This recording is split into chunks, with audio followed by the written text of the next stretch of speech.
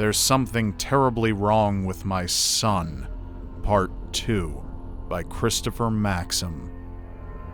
To listen to Part 1, either press on screen now or go to the description below, and there's a link down there for you.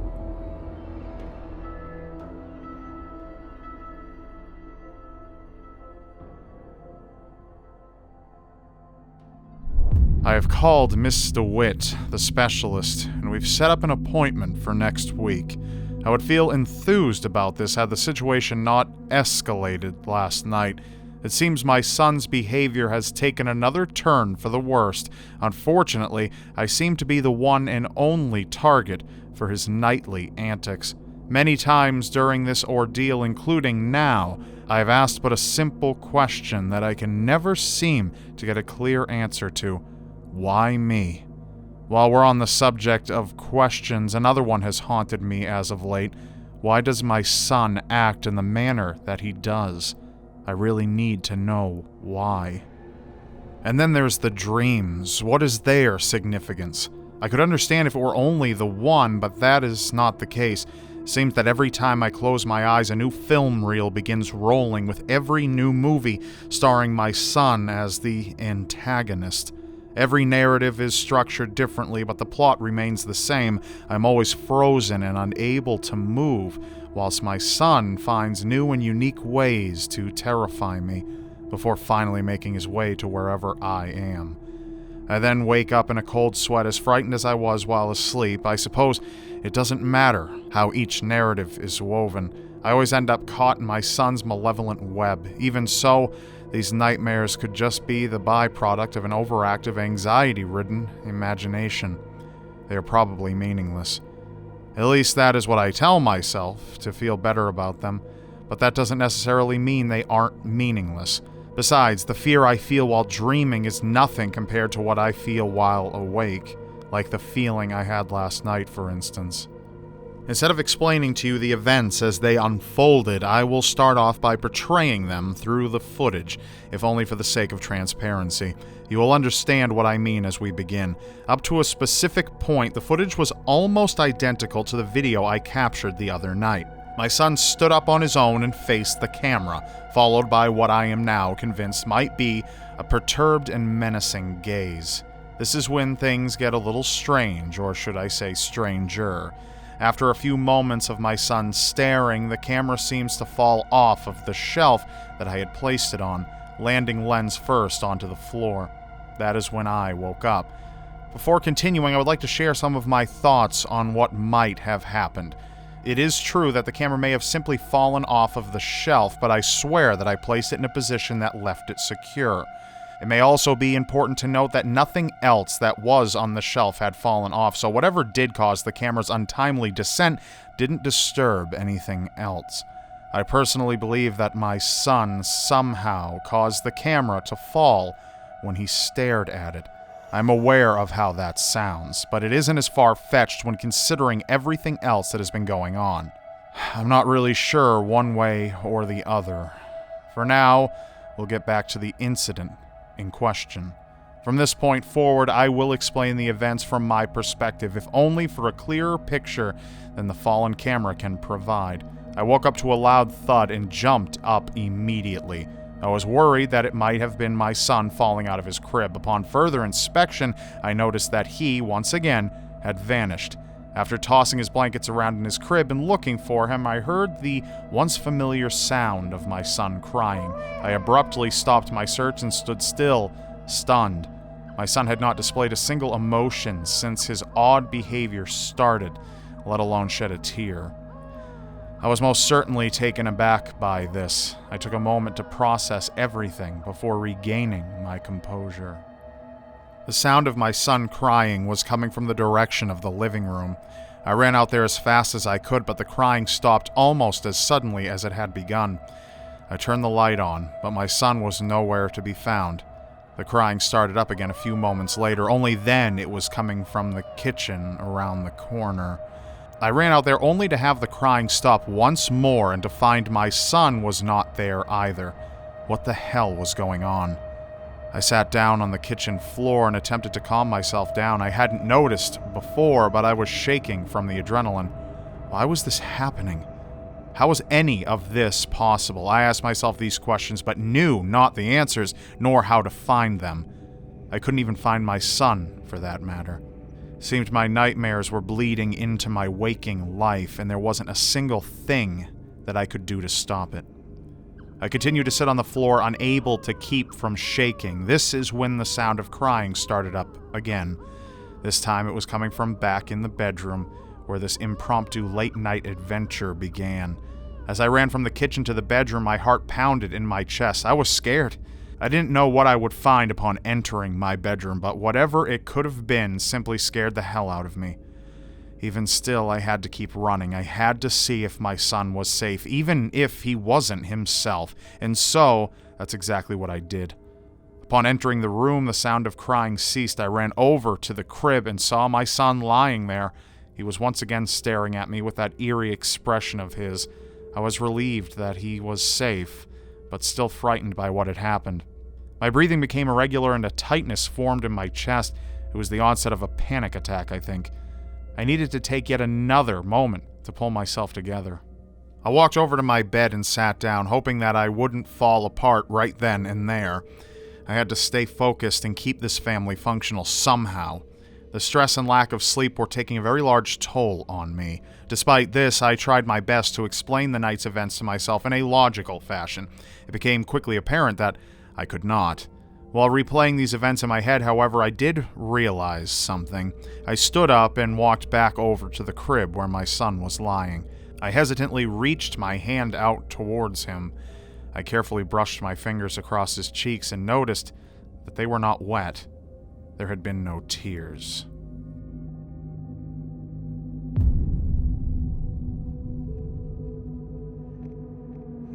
My appointment with Miss DeWitt was earlier today. I must say that I do feel a bit strange. I don't really think I can trust anyone anymore. My son and I are going to have to deal with this issue on our own. It is apparent to me that nobody can help us. Not Dr. Harrison, not Miss DeWitt, not a single human being on this earth. As alone as this revelation makes me feel, I somehow feel empowered at the same time. It has put things into perspective and is allowing me to take my life into my own hands, no matter how messy my situation is. Deep down, I know that I can get through this.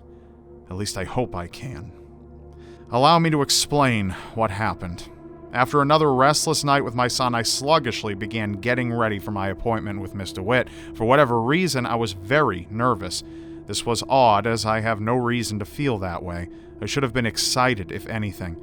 After all, this quite possibly could have been the first step in helping my son with whatever ailed him.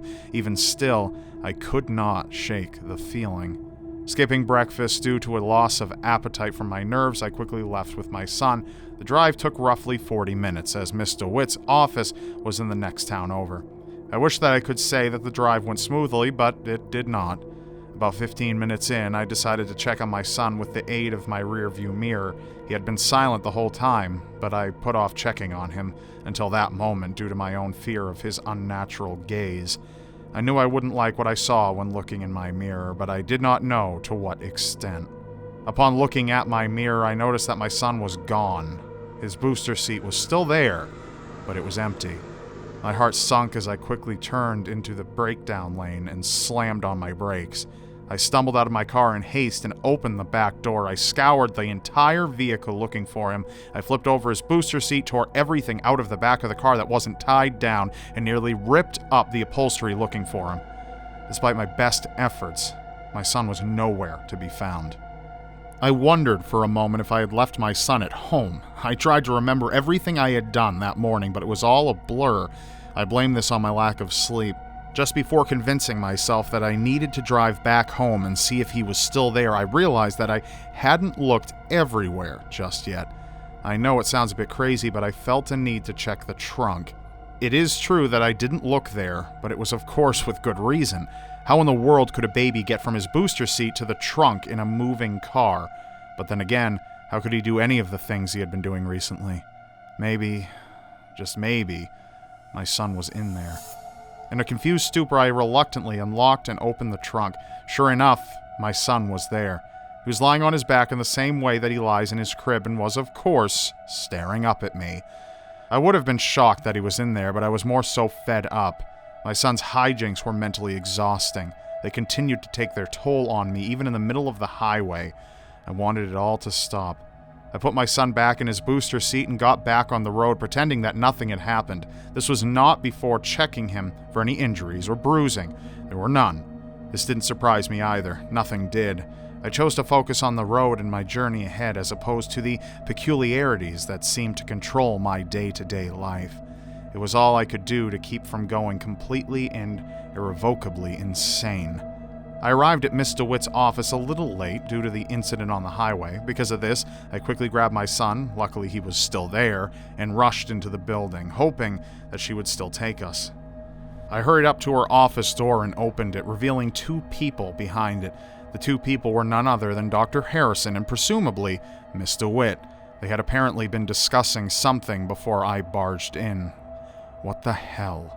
Confused, I nearly shouted at them, demanding to know what was going on. Dr. Harrison came over to me, ignoring my son altogether, and placed a hand on my shoulder. He told me that Miss DeWitt was not a specialist in infant behavior. She was a specialist in adult behavior. In other words, he said she was a psychiatrist. I was dumbfounded. Was this some sort of intervention? Why the secrecy? What exactly was their motive here? Again, I ask, why me? I tried to turn around and leave, but Dr. Harrison pleaded with me. He seemed genuinely concerned about my well-being. As much as I disliked the idea of talking to a therapist, this was the first time Dr. Harrison had shown any real concern during this ordeal.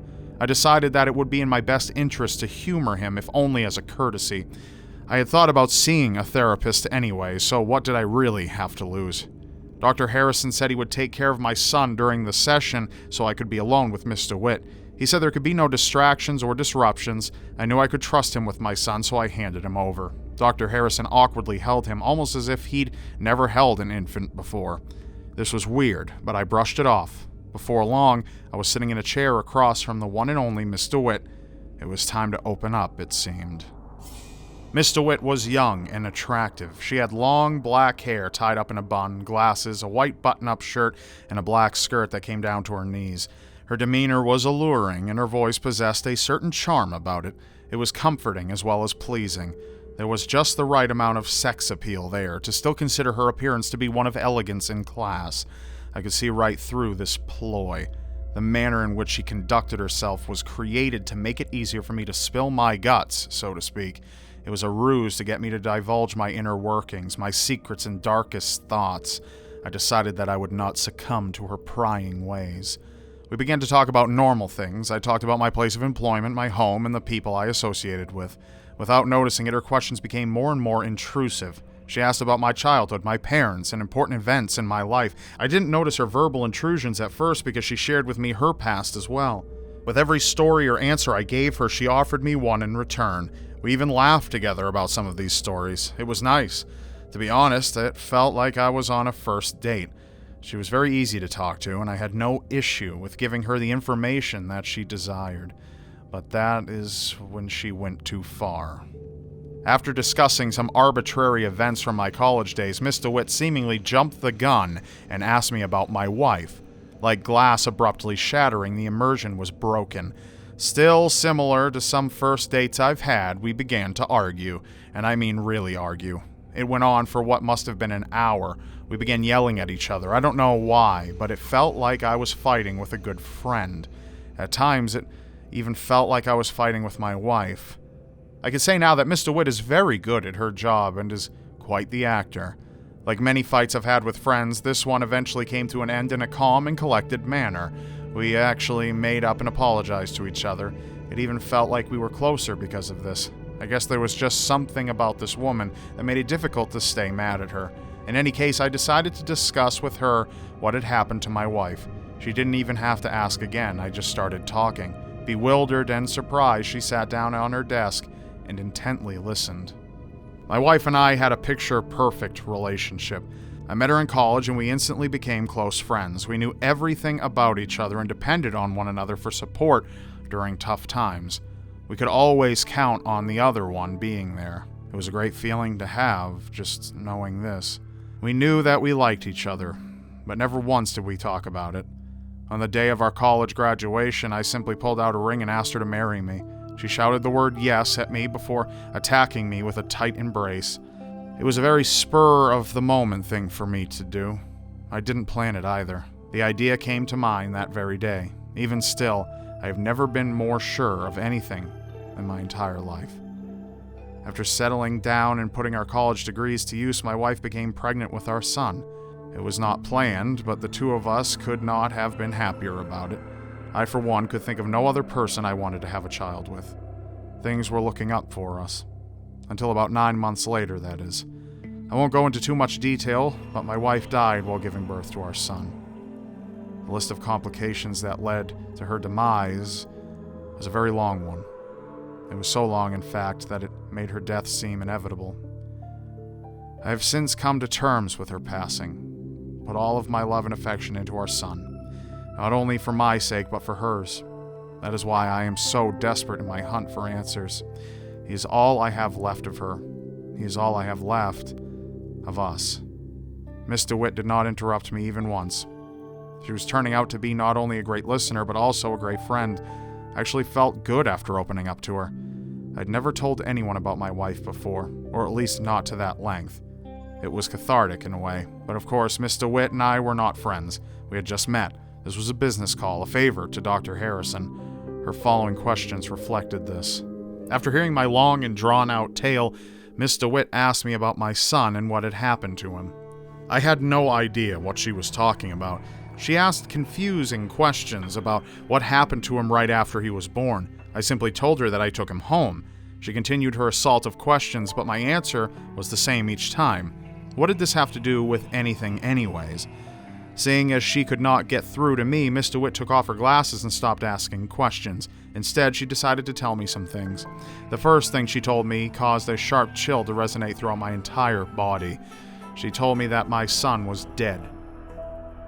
Before continuing, she gave me a moment to react. I most certainly did. I yelled at her like I did before, but she did not yell back. She was letting me alleviate my own anger, it seemed. I attempted to storm off, but she insisted that I sit down and listen to what she had to say. Whatever pseudo-friendship we may have had ended the moment she told me my son was no longer alive. But she still had a comforting charm about her. I decided to listen to her, but that did not mean I had to believe her. I sat back down in my chair and remained silent. I looked at Miss DeWitt angrily while she spoke nothing but lies. She told me that due to the same complications that killed my wife, my son too passed away shortly after being born. It was her expert opinion that, unable to cope with the loss of my wife and son, I had a nervous breakdown. The breakdown was so severe that my brain needed a way to repair itself. That is where my son comes in. Apparently, it was easier for me to pretend as well as hallucinate that my son was still alive, rather than come to terms with both his and her deaths. A few unexpected tears rolled down my cheeks when she told me this. I'm not exactly sure why. Miss DeWitt continued by telling me that Dr. Harrison was very concerned over all of this. He tried his best to play along, but he couldn't stand to see me like this anymore. It seems that every time I went to his office with my son, he simply pretended he was there. He also gave fake reactions when looking at blank footage of an empty crib. He did this for me as a friend, knowing that I had lost my family. I could not take any more of what she was saying. It was too much. I attempted once more to get up and leave, but she begged me to stay. She told me to think of the little things that had happened to me. She said my brain was trying desperately to tell me that my son wasn't there. The reason I noticed my son's eyes looking so off is because the one and only time I saw his eyes was at the hospital, after he had passed. He never laughs or cries because only living babies can do these things. The crying I heard that one night was only the memory of him crying when he was born, the only time he ever shed a tear. The pictures vanishing in my dream were showing me that both my wife and son are truly gone. Last but not least was the terrifying nature of it all. According to Miss DeWitt, my son and his antics did not scare me. What truly frightened me was coming to terms with his death. I let her finish before getting up and angrily walking by her to the door. She could tell I didn't believe a word of what she had told me. As such, she tried one last time to reach out to me. She reminded me of how impossible everything was that had occurred with my son. She begged me to let her help. I turned around before opening the door, looking her straight in the eye. I said one last thing to her. I'm sorry, Miss DeWitt, but I will never give up my son. Thank you to Christopher Maxim for writing and allowing me to read this story. You can see more from Christopher linked in the description below. And of course, be sure to subscribe to my channel now because you won't want to miss what's next. But keep those lights off and tune into my last episode of Anatomy of Murder. This one is on the vicious murder of Anna Brackett. A story of two teenage girls who took part in a brutal murder of an 85-year-old woman. You can either press on screen to watch it, or you can press the link in the description below. And I will see you next Tuesday.